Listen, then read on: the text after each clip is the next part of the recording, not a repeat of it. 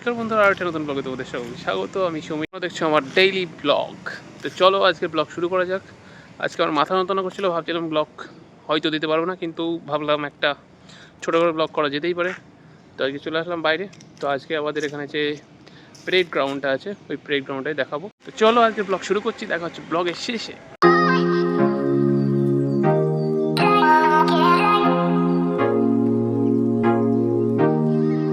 তো বন্ধুরা চলে এসেছি এখন প্রেড গ্রাউন্ডের দিকে। এই যে আমাদের প্রেড গ্রাউন্ড, এই গ্রাউন্ডে প্রেড করানো হয়।